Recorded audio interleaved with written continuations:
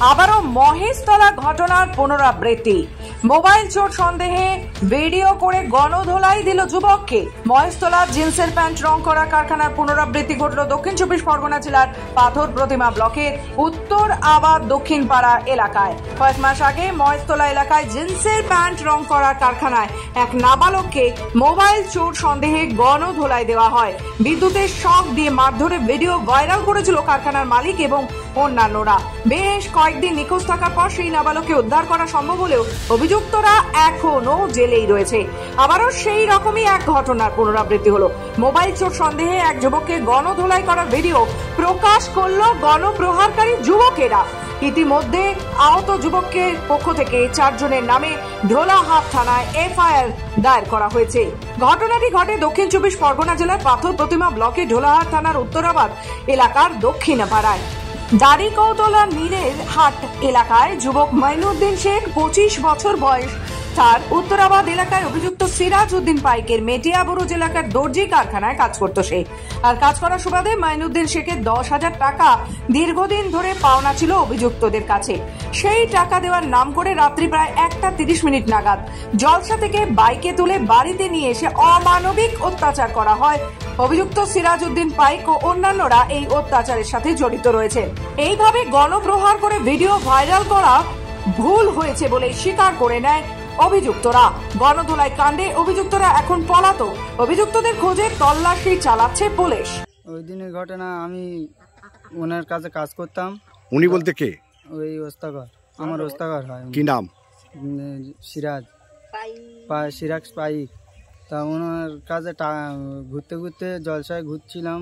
ঘুরতে ঘুরতে টাকা চাওয়ার পরে আমাকে ধরে বাড়িয়ে এনে মারধর করার পরে বলছে যে টাকা তোর হবে না, মারধর করেছি, তুই বাড়ি তোর মোবাইল চুরি করার বদনাম দিল, বলে মোবাইল আমার বাড়িতে চুরি করবি বলে এসেছি। বা আবার বলছে যে আমার বাড়ি এসে আমার বউয়ের কাছে শুতে এসেছি। আবার বলছে যে তুই এত রাত্রে এলি কেন বলে আর মারধর করে। কতদিন রাতে? কতদিন আগে? 3 মাস।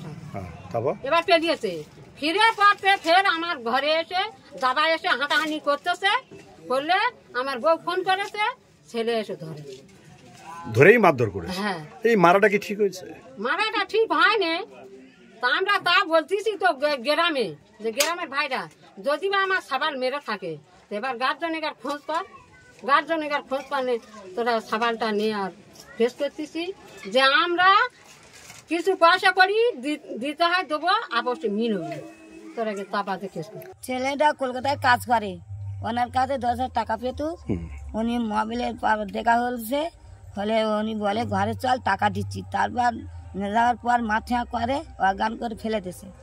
দিয়ে আমরা খবর দিয়েছে, আমার মার কাছে খবর এসেছে, আলে আমরা গেছি, গেটে না অজ্ঞান হয়ে শুয়ে আছে। তারপর হসপিটাল চিকিৎসা করতে, তারপর আমরা থানায় গিয়ে অবরোধ করছি, চোরের অপরাধ করেছে। চোরের অপরাধ দিয়ে মারধর করে? হ্যাঁ। কেন বা আপনার ছেলে কি কাজ করতো? ওই সব ছাদের কাজ, ফাঁকের কাজ করে, কলকাতা কাজ করতো। তো ওই দিন কি টাকা চেয়েছিল ওর কাছে? হ্যাঁ, ওই দিনে টাকা চেয়েছিল।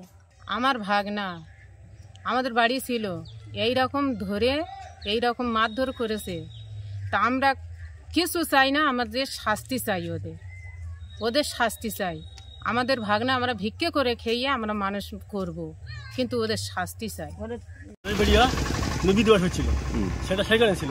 3-4 জন ছেলে ওখানে গিয়ে ওকে ডেকে চা ফা খেয়ে তুলে নিয়ে আসে, এনে বাড়ি এনে বলে আমার বউয়ের ঘর ঢুকেছে, টাকা পাই, টাকার জন্য ধরে এনেছি, মোবাইল চুরি করতেছি, এইসব মিথ্যা কথা বলে 3-4 জন ছেলে প্রচুর মারধর করে।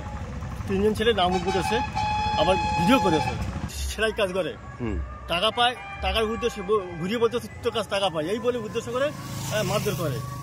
ছেলেটা প্রচুর মারধর করেছে, নিজেরা ভিডিও করে তাই ভাইরাল করে দিয়েছে। দক্ষিণ চব্বিশ পরগনা থেকে রবীন দাসের রিপোর্ট, খবর বাংলা।